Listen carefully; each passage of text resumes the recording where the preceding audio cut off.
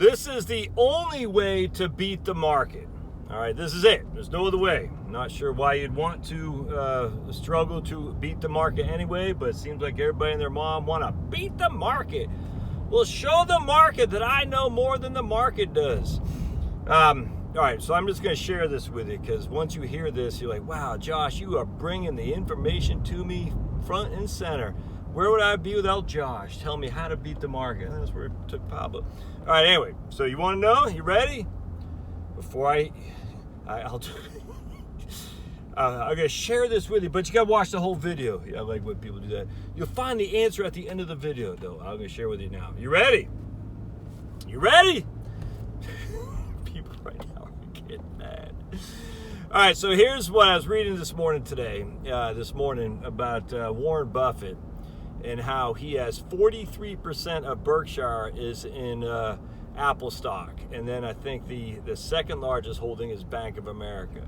So other than Bank of America, the rest of his stocks do not even equal what he combined, do not even equal what he owns in Berkshire and Apple, if that makes sense. All right, so he has a huge take in Apple and a huge take in Bank of America. Everything else combined doesn't even equal what he has in both those companies.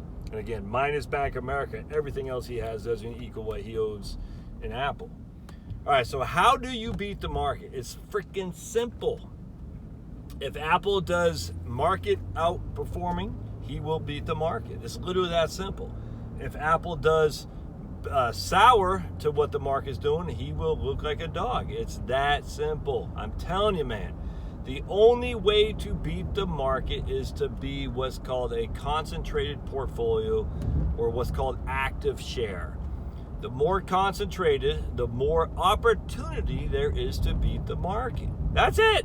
You cannot be a closet indexer and beat the market. It's impossible. And what a closet indexer means is S&P 500 is 500 stocks.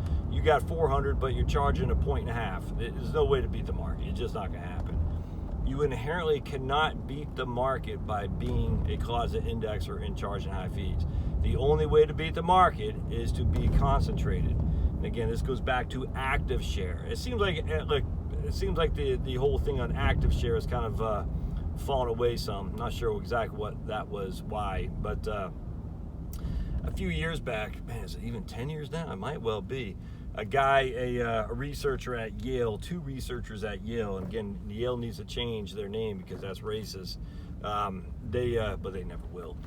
Researcher at Yale, a couple guys, they found that the more the active share, the higher the active share, the more likely the fund was to beat the market. And that came all the active manager portfolios, fee-based guys were like, oh, this shows you we can beat the market. Again, I don't know what the point with beating the market is, but be it as it may, that was a trend. And then I think there's been some debate on the active share thing. Frankly, it makes sense to me.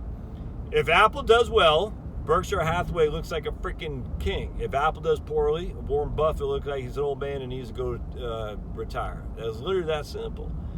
And so what active share simply means is you take the S&P 500, there's 500 stocks in there. All right, so if you have a closet index and you have 400 stocks, all right, that means 80% of your portfolio mimics the S&P 500, if that makes sense. So your active share is 20. That's it. All right, now if you have a S&P 500 has 80 stocks and you only have 50 stocks, that means 10% of your portfolio mimics the S&P 500, which means your active share is 90%. And what these guys at Yale found, I think it was an active share of over 75. Dude, you got this roundabout. Oh, okay, that was weird. Active share of 75 or higher has the most propensity to beat the market. That just simply means concentrated portfolio. Going back to Warren Buffett, that's it. But that's speculation. So Warren Buffett, he says Apple is his third largest business that he owns in Berkshire.